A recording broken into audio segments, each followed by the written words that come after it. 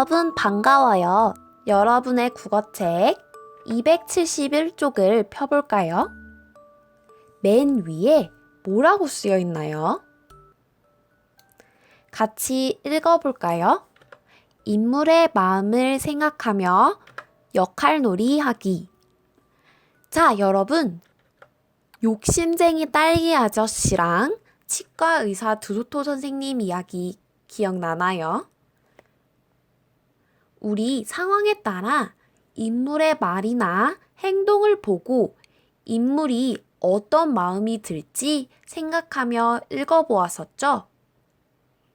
오늘은 인물의 마음을 생각하며 역할 놀이를 해볼 거예요.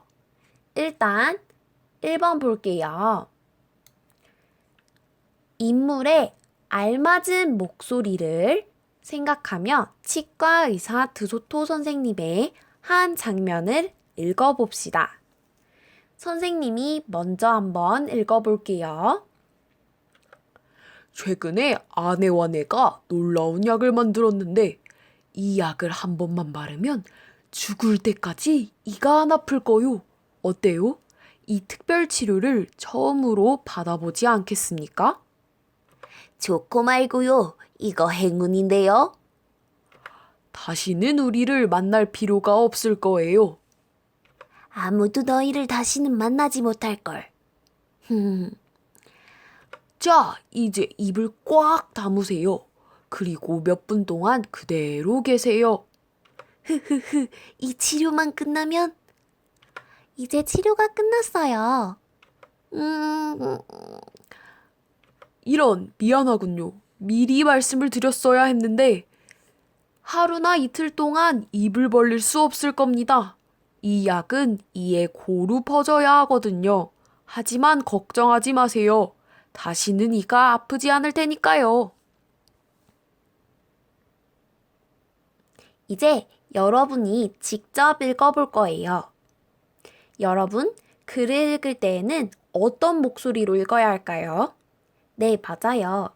인물의 마음이 어떤지 생각해보고, 아, 드소토 선생님이랑 여우는 이런 마음일 거야 생각해보면서 읽어야 합니다. 이제 글을 여러분이 직접 읽어봐 주세요. 다 읽어보았나요? 우리 이제 역할놀이를 할 겁니다. 272쪽을 볼까요? 272쪽 2의 1을 보면 역할을 정해보세요 라고 쓰여 있네요. 드소토 선생님, 드소토 부인, 여우까지 총 3개의 역할이 있습니다. 여러분의 가족과 함께 역할극을 해볼 건데요.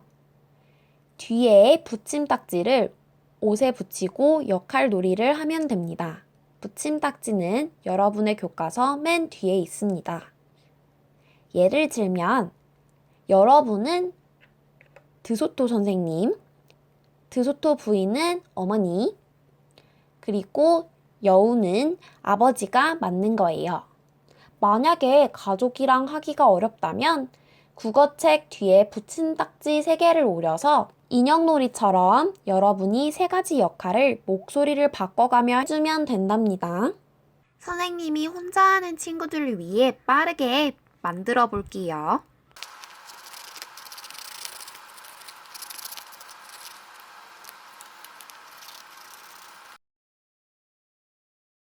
자, 잠시 영상을 멈추고 자신이 맡은 역할에 어울리는 몸짓과 알맞은 목소리를 생각하며 연습해보고 역할놀이를 해보세요.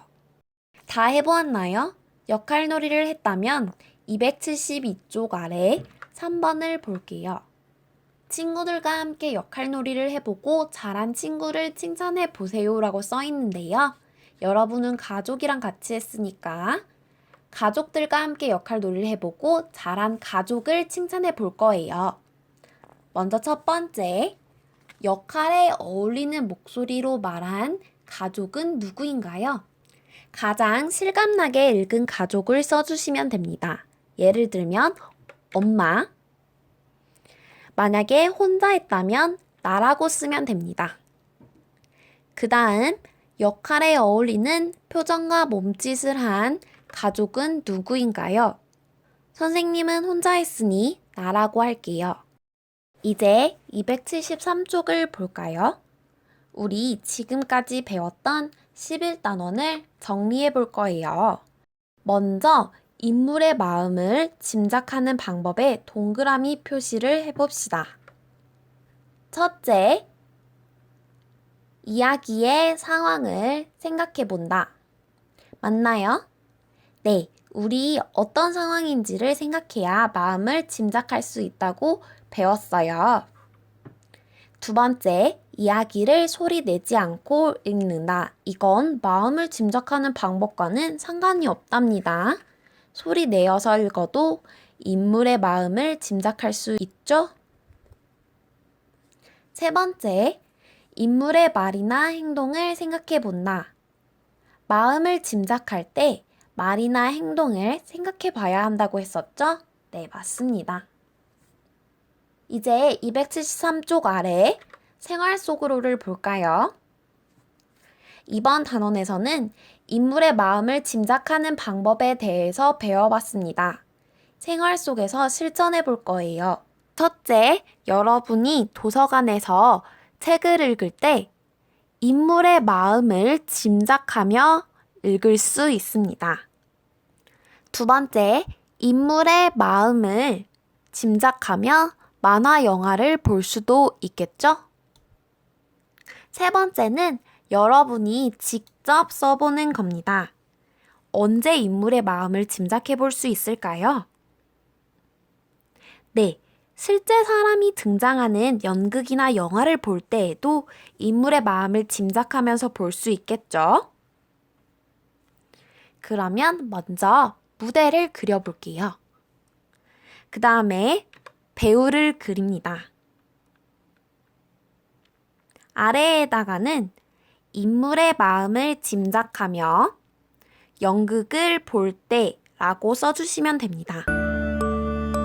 오늘 수업은 여기까지입니다.